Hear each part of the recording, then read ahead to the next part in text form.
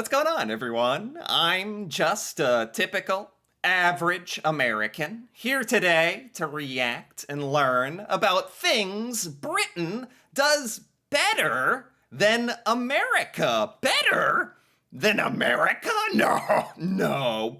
What? Well, I don't. I mean, this is just gonna have to be a short video, I guess. I don't know, but I'm just joking. But honestly, I feel like that right there is kind of the American attitude, right? This thought that we are the biggest and best at everything.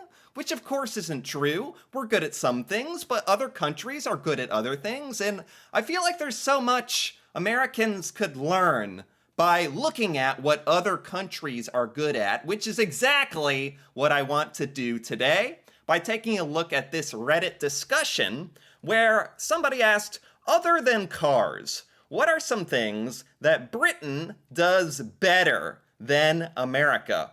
Other than cars, that's it. Are there, I'm so bad at car brands. Is Britain very good at cars? Like, it wouldn't shock me, but can I look this up? Okay. Oh wow, Bentley? Aston Martin? Mini Cooper? Land Rover? McLaren? Rolls Royce? Okay, these are like all of the luxury supercar brands I've ever heard of. I don't know much about cars, but that's amazing. I didn't know those brands were British, actually. And I'm already learning something from the first sentence, honestly. All right, cars. Apparently Britain does cars better than America. Didn't even know that. At least very expensive. Aren't those very expensive? My goodness. Very good car brands, though. I know those. All fields welcome, from entertainment to food. Personally, I'd say chocolate. Okay, I mean, talk about our car brands all you want. Fine. But our chocolate? Now you're saying that you're better than our chocolate? I gotta draw the line somewhere. I mean, what is this? American chocolate, I find too overly sugary. Too overly sugary. I mean, that's the point. I mean, honestly, this is not the first time I've ever heard this. Apparently, American chocolate tastes strange to the rest of the world, or we just have so much sugar and probably extra ingredients as well. Ever since Kraft took over Cadbury, it hasn't been as nice. I have to say, I think I'm probably used to the American chocolate at this point, and anything else would just taste like nothing to me. It's kind of sad. I'm sure I've grown up on American chocolate. I run on American chocolate. Anyway, British chocolate, that'd be kind of interesting to see the difference there. I'm sure it's pretty substantial. The stuff we're putting in ourselves, my goodness. Gun law. Wow, okay.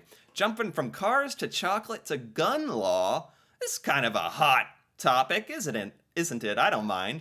Yeah, I actually totally agree with this. Although I don't know what the gun laws are like in Britain, but in America, it is just disturbingly easy to get a gun. And I've always thought, like, man, they make it pretty difficult to prove that you can get a driver's license, that you can operate a car, that you're deserving of operating a motor vehicle. But that standard of testing isn't even what you need to do to get a gun as well. It should be difficult in America to get a gun. Like, okay, it's cool that we think we're the land of the free, and people can have access to guns for self-defense, and that's okay, fine.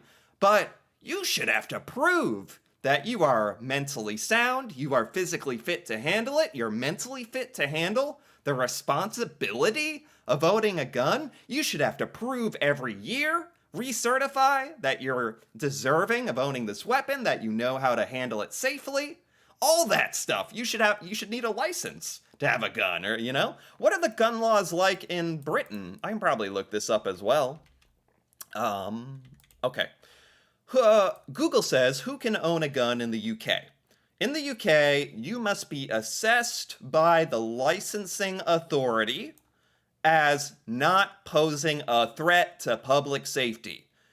Yes, yeah, that makes so much sense. And having good reason to own the firearm. Yes, oh my God. Okay, what are good reasons? A good reason to own a firearm can include needing one for a regular, legitimate basis for work, sport, and leisure. I mean, okay, a lot of Americans wouldn't like all that stuff. I think I'm somewhere in the middle, where I'm, as an American, like the American in me, I'm probably more open to guns being available than a lot of Europeans and people around the world. But I think I'm a little different than a lot of Americans in the sense that, yes, you should have to go in. Someone should have to, talk to you. Like, and you should have to prove that you know everything about the gun, that you are capable and, like, have the respect and the, I don't know, the capability of owning a gun. Like, that's a big deal. It's probably at least should be at least as difficult as getting a car driver's license and a car. Definitely.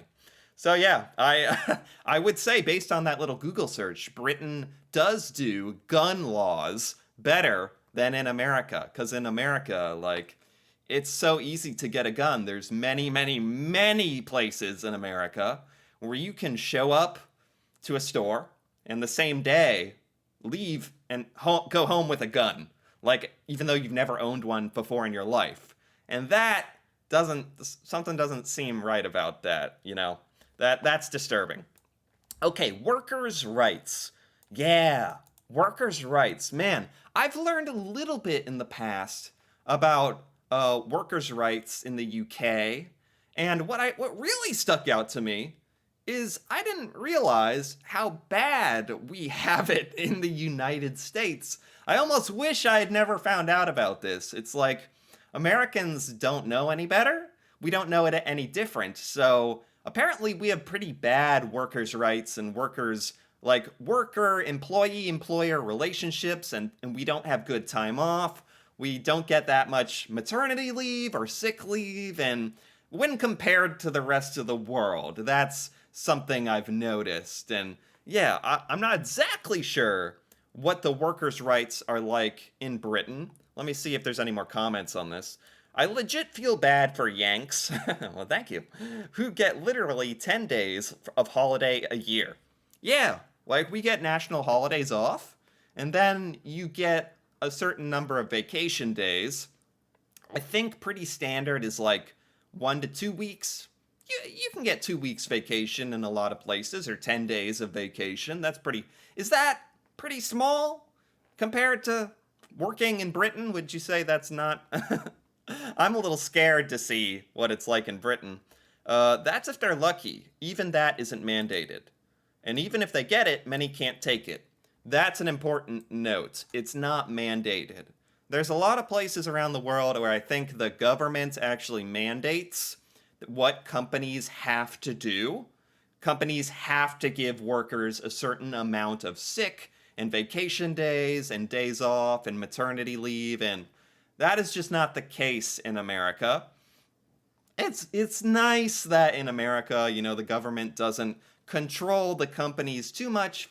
Free market capitalism and all that is wonderful, but this is an aspect where it's like, I think a lot of Americans would be okay suddenly with the government stepping in and controlling something if it meant more time off of work. I think suddenly a lot of Americans would be okay with this because, yeah, a lot of people in America don't have a good relationship with work and their employer.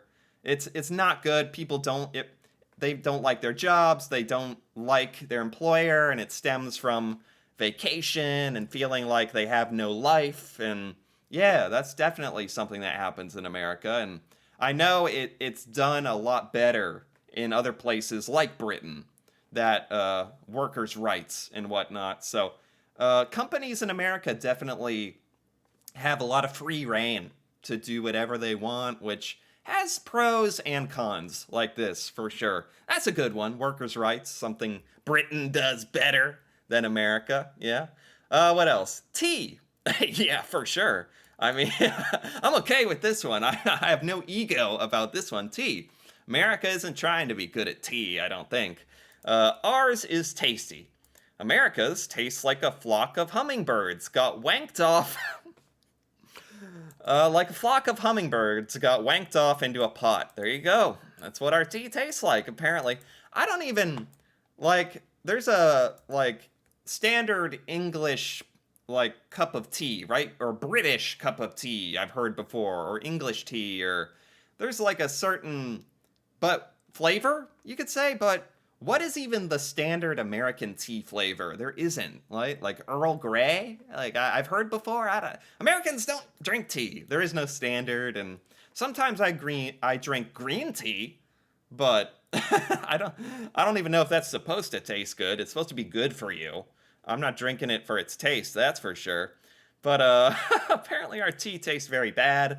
I wouldn't even know, honestly. I don't drink a lot of quote unquote American tea. I don't even know what that is. Your tea is nothing more than hot leaf juice. Yeah, isn't that what all tea is? Or okay. Okay.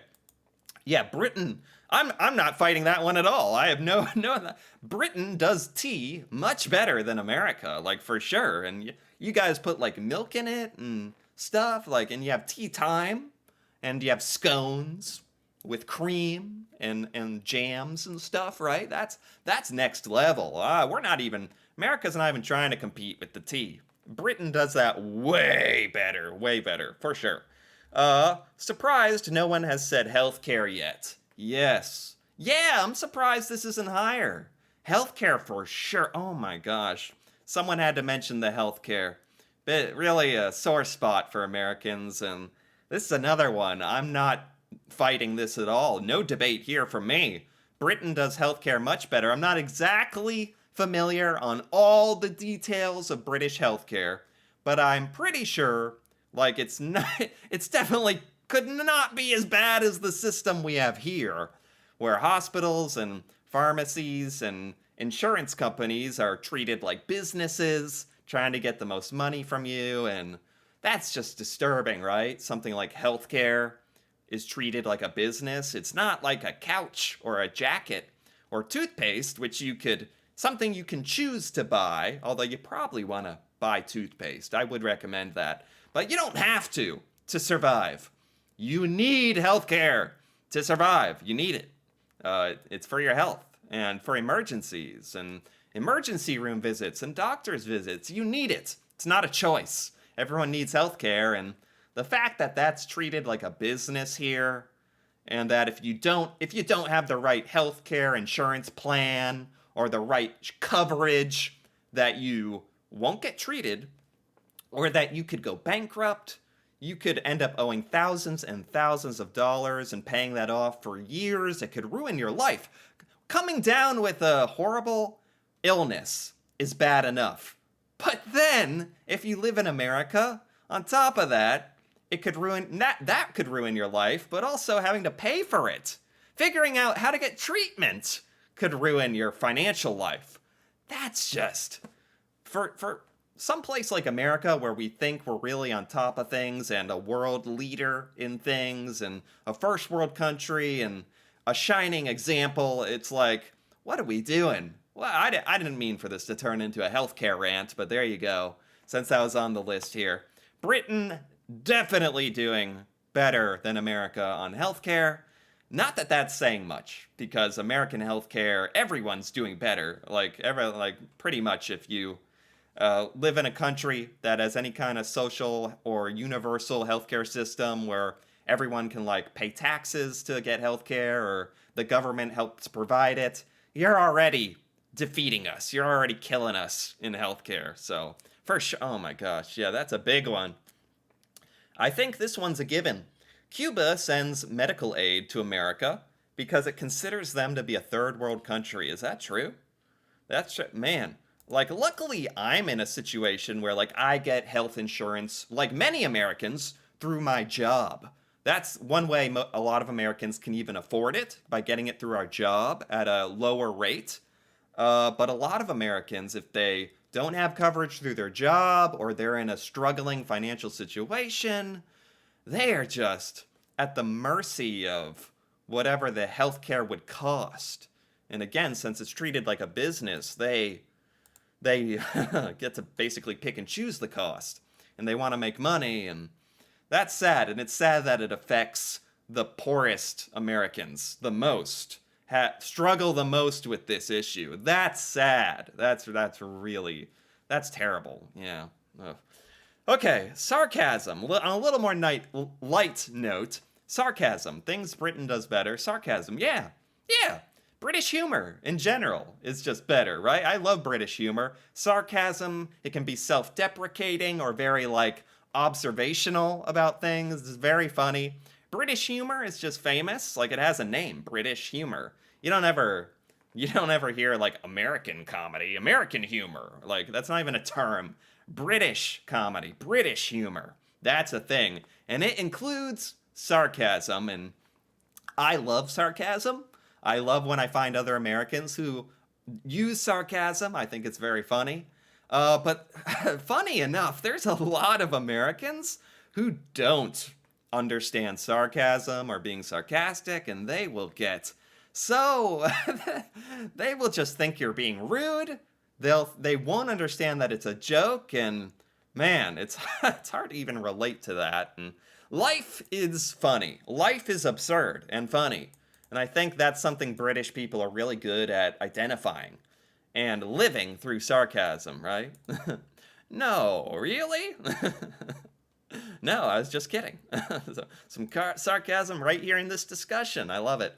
Okay, what else do we have? We respect women's bodily autonomy. Yeah, that's good. That's good. It's very good. Man, here in the United States, it's totally up in the air. I mean, I don't know how much British people know about this stuff, but whereas at times, America really is 50 different countries put into one, in a way. 50 different states. I think they're talking about abortion here and abortion laws, and that can be everything under the sun, everything imaginable, depending on what state you live in, and that kind of stuff is always so hotly debated in America, and America is so split and gets into such dramatic, angry arguments over that, which is probably deservingly so, because it's an important issue. But yeah, in America, I guess maybe one good thing is in America, you choose your state wisely because you can, depending on what your politics are or what you personally believe in or what kind of rights you want or support, you can live in a state that reflects that, which is kind of nice in a way. That, like, I actually kind of like that you can just get up and move to another state. Like, if you can't, hopefully, if you're in a situation, not everyone is, where they can just quit their job or relocate, but it's kind of nice. It's bad and good in a way, because there's a lot of arguing, but there's a lot of options for where you can live and what kind of community you can live in, which is nice. Things Britain does better than America: cheese and beer. Cheese and beer. There you have it. These topics are all over the place, and I love it. Does Britain do cheese and beer better than America? I have no idea on this one. No idea. I don't think America is known for its cheese, so I won't argue that one. A lot of Americans like beer, Bud Light, stuff like that. Very American. Beer is considered very American here in America. We like beer. Cheese, not so much. Like I'm not going to defend our cheese. That's fine. Britain probably does do cheese better than America. Anyone who claims American beer is trash hasn't been there in 10 to 15 years. Oh, this guy's defending American beer. Your most run-of-the-mill pubs will usually be showcasing at least a couple of high-quality examples from local microbreweries. Yeah, that's become very popular in America, where at a lot of restaurants, you can get local craft beers. Craft beer is very popular. Yeah, like there's a decent selection of beer in America. Like whether the beer is better or worse in America or Britain, I honestly have no idea. I have no idea, but this person seems to think it's better in Britain. There was one person who said, "Hey, if you haven't been here in a few years, it's not bad in America." So there you go. Paid maternity leave. Man, so this is going back to the healthcare. Yeah, like this is huge, right? Huge. And what is maternity leave like in Britain? Maybe I can look this one up. Maternity leave in Britain. Let me see. Maybe Google can generate something. In the UK, pregnant employees are entitled to 52 weeks of Statutory maternity leave. Wait a minute. Hold on. Wait, what? First 6 weeks are 90% of pay. For the following 33, they're paid a maximum of 150 a week. 52 weeks? Wait, is this correct? That's a year. Wait, that's a year. Wait. No. Could it be this big of a difference? Could it be this big?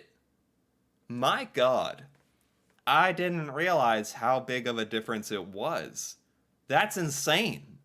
Here in America, very, very standard maternity leave for the mother to leave and take care of their newborn baby is 3 months. 3 months at most. That is totally accepted as the norm. And yeah, like for a lot of people, they have to get back to work because they're not going to get paid after that. The fact that it's a year? It can be a year in Britain. Don't get me wrong, that makes so much sense. A lot of Americans think this is crazy in America, that you can only take care of your newborn baby for 3 weeks. 3 weeks. 3 months. Feels like 3 weeks, but it's 3 months. A 3-month-old, that's... you need to be home taking care of a 3-month-old. Like, you better pray you can afford childcare or daycare or something, and who wants to leave their 3-month-old, like, in the hands of someone else? You want to be home with your newborn baby. It's still a newborn at that point. 3 months? Yeah, but in America, it's just something that we have accepted as a fact of life, and it is sad, isn't it? That Americans have to deal with that. That is fantastic for Britain, I have to say. I'm jealous. 'Cause, yeah, a year seems correct. At that point, now you have a 1-year-old, which is like a whole a whole handful to try to take care of. But you need to be a mother, for the most part, in most situations, has to be with their child, like feeding them and taking care of them, and they have to sleep and get changed, and there's so much. And it's like in America, they think after 3 months, it's like, all right, fend for yourself, get back to work and figure out how the baby survives. And it's crazy when I think about it. It's actually crazy. And wow, looking that up was really eye-opening, actually. Britain definitely does paid maternity leave much, much better than America. Man, I think that's good. I think I'm going to end it right there. I mean, this was eye-opening. America disappointed me a lot in this discussion, and my eyes were really...